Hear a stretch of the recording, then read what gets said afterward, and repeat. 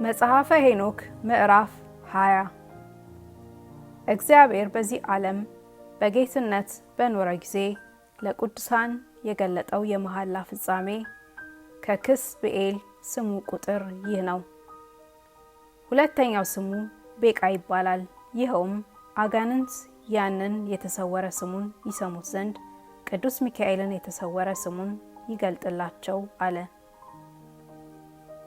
የተሰወረውን ሁሉ ኃጢአት ለሰው ልጆች ያስተማሩ አጋንንት ከዚያ መሐላና ከዚያ ስም የተነሳ ይንቀጠቀጡ ዘንድ በመሐላም ጊዜ ይጠሩት ዘንድ ያንን የተሰወረ ስሙን ግለጥላቸው አለው። ኃይለኛ ነውና የጸናም ነውና የዚህ መሐላ ምስጢሩ ይህ ነው። ይህንንም ስም ከሃሊ የሚሆን አምላክ በቅዱስ ሚካኤል እጅ አኖረው። የዚህም ስም የተሰወሩ ምስጢሮች እኒህ ናቸው። ፍጥረታቱም ሁሉ በመሐላው ጸና። በዚህም ስም ሰማይ ጸና፣ ዓለም ሳይፈጠር ነበር፣ እስከ ዘላለሙም ይኖራል። ምድርም በሱ በውሃው ላይ ተፈጠረች። ከተራሮችም ውስጥ ከጥንት ጀምሮ እስከ ዘላለሙ ድረስ የጣፈጡ ውሃዎች ይመነጫሉ። በዚያም ስም ባህር ተፈጠረች፣ መሰረቷም ተፈጠረ።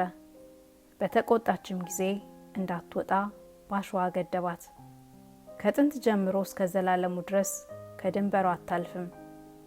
በዚያም ስም ጥልቅ ውሃዎች ሁሉ ጸንተው ኖሩ። ከጥንት ጀምሮ እስከ ዘላለሙ ድረስ ከቦታቸው አይወጡም።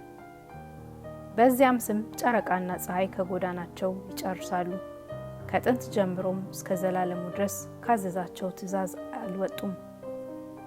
በዚያም ስም ኮከቦች ጎዳናቸውን ይጨርሳሉ፣ ስማቸውንም ይጠራል። እነሱም ከጥንት ጀምሮ እስከ ዘላለሙ ድረስ ይሰሙታል። እንደዚሁ ነፍሳት ሕይወት የሚሆናቸው የውሃዎች አካሎች የነፋሶችም ሁሉ አካሎች ከነፋሶች ቅመምነት ሁሉ የተገኙ ስራዎቻቸውም ተፈጠሩ። በዚያም ቦታ የነጎድጓድ የቃሉ ቦታዎች ይጠበቃሉ፣ የመብረቅም ብርሃን ይጠበቃል። በዚያም ቦታ የውርጭና የበረድ ቦታዎች፣ የጉምም ቦታዎች፣ የጤዛና የዝናብ ቦታዎች ይጠበቃሉ። በእነዚያም ሁሉ በመላእክት ጌታ ፊት አምነው ያመሰግናሉ፣ በፍጹም አእምሯቸው ያመሰግናሉ። በስራቸውም ሁሉ ምግባቸው ምስጋና ናት፣ ፈጽመው ያመሰግናሉ። ለዘላለሙ የሚኖር የነፍሳት ጌታ ስሙም ይከብራሉ። ይህም ስም በእነሱ ላይ ጸና፣ በሱም ይጠበቃሉ፣ ስራዎቻቸውም ይጠበቃሉ፣ ጎዳናቸውም አይጠፋም። ይህም ታላቅ ደስታ ሆነላቸው፣ ፈጽመውም አመሰገኑ። ከአዳም የተወለደ የክርስቶስ ስሙ ስለተገለጠላቸውም እሱን አከበሩ። በጌትነቱ ዙፋን ላይም ተቀመጠ። ለአዳም ልጅ ለክርስቶስም የፍርድ ፍጻሜ ተሰጠው። ከመንግስተ ሰማያትም ቦታ ኃጥአንን ፈጽሞ ያጠፋል። ሰውን ያሳቱ ደቂቀ ሴትም በሰንሰለት ይታሰራሉ አለ። በፍዳ ነው። ጥፋተኛ ወገናቸውም በሲኦል ይጋዛል። ስራቸውም ሁሉ ከዚህ ዓለም ይጠፋል። ከሰው የተወለደ ክርስቶስ ተገልጦ በጌትነቱ ዙፋን ተቀምጧልና ክፉ ነገርም ሁሉ ከፊቱ ይጠፋልና እንግዲህ ወዲህ ፈርሶ በስብሶ የሚቀር የለም። ሄደውም ከሰው ለተወለደ ክርስቶስ በደላቸውን ይነግሩታል። በነፍሳት ጌታ ፊትም ፍርዱ ይጸናል። የሄኖክ ሶስተኛ ነገሩ ይህ ነው። ከዚህ በኋላ እንዲህ ሆነ። በመላእክት ጌታ በአብ ዘንድ የአዳም ልጅ ክርስቶስ ሕያው የሚሆን ስሙ በዚህ ዓለም ከሚኖሩ ሰዎች ይልቅ ከበረ፣ ገነነ። መንፈስ ቅዱስ ባደረባቸው በሐዋርያትም ልዕልናውን ገለጠ። በመካከላቸውም ስም ወጣለት አለ፣ ቀዳማዊ አምላክ ተባለ። ከዚች ቀን በኋላ በመካከላቸው አልኖርኩም አለ ሄኖክ። ለሕጋውያንም ለደናግል ቦታን ይሰፍሩልኝ ዘንድ መላእክት ገመዶችን በተቀበሉበት በሁለቱ ማዕዘን በምዕራብና በሰሜን መካከል አኖረኝ። ከዚያም የቀድሞ አባቶችን ከጥንት ጀምሮ በዚያ ቦታ የሚኖሩ ሕጋውያንን አየሁ። ከዚህ በኋላ እንዲህ ሆነ፣ ልቦናዬ ትራቀቅ ጀመር። ከሰማዮች በላይ ወዳለች ወደ ጽርሐ አርያምም ትወጣ ጀመር። ከቅዱሳን መላእክት በግብር የተወለዱ ጻድቃንንም በእሳት ዋዕይ ላይ ቆመው አየኋቸው። መንፈስ ቅዱስ ቀሚሳቸው መጎናጸፊያቸውም ነጭ ነው። ጸጋ፣ ክብር፣ የፊታቸውም ብርሃን እንደ በረዶ ነው አለ። ሁለት የእሳት ፈሳሾችንም አየሁ። የዚያም የእሳት ብርሃን እንደ ዕንቁ ያበራል። ሀብታት ጌታ ፊት በፊቴ ፍግም ብዬ ወደቅሁ። የመላእክት አለቆች አንዱ መልአክ ሚካኤል ቀኝ እጄን ይዞ አነሳኝ።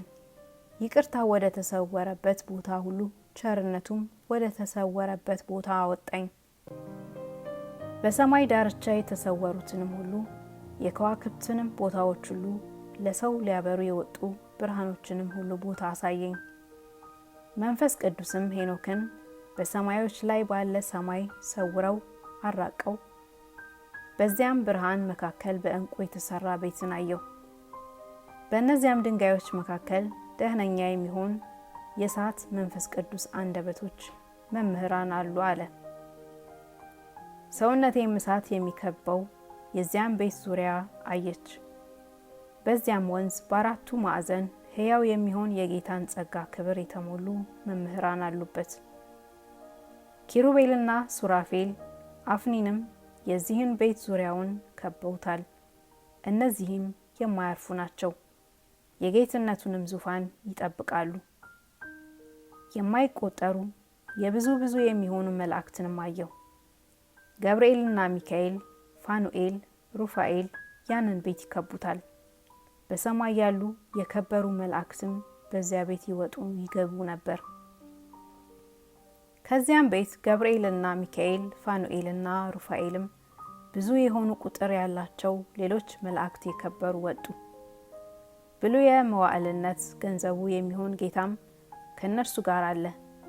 ራሱም እንደ ብዝት ነጭ ነው፣ ንጹሕም ነው። ልብሱም የማይተረጎም ነው። እኔም በግንባሬ ፍግም ብዬ ወደቅሁ። ስጋዬም ሁሉ እንደ ሰም ቀለጠ፣ አእምሮዬም ተለወጠ። በታላቅ ቃል እውቀት ባለበት ልቦና ሰምቼ ጮህ። ፈጽሜም እሱን አመሰገንሁት፣ ስሙንም አከበርኩ። ካፌ የወጡ እኒህ ምስጋናዎች ዕለተ እሁድ ገንዘቡ በሆነችለት በዚያ በጌታ ፊት የተወደዱ ሆኑ አለ።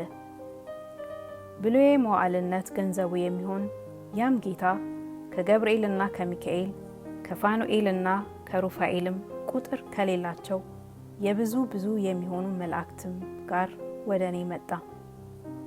ያም መልአክ ወደ እኔ መጣ፣ በቃሉም ተናገረኝ አለ። ለበጎ ሥራ የተወለደ የባለ አእምሮ ልጅ አንተ ነህ፣ ረድኤቱም ባንተ አደረ። ዕለተ እሁድ ገንዘቡ የሆነች የጌታ ቸርነቱም አይለይህ አለኝ።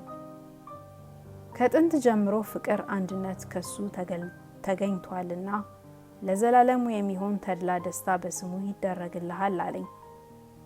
እንደዚሁም ለዘላለሙ ሁሉም ይደረግልሃል። ለዘላለሙ ረድኤቱ ሳይለይህ ደጋጎች ሰዎች በስራቸው ጸንተው ይኖራሉ። ማደሪያቸው እድል ፈንታቸውም ካንተ ጋር ይሆናል፣ ለዘላለሙም ካንተ አይለዩም። ከዚያም ልጅ ከክርስቶስ ጋር እንዲህ ብዙ ዘመን ይሰጣቸዋል። ለልጆቹም ለጻድቃን ፍቅር አንድነት ይደረግላቸዋል። ሕጉም በመላእክት ጌታ ስም ላመኑ ለሕጋውያን ለዘላለሙ የቀና ነው አለኝ አለ።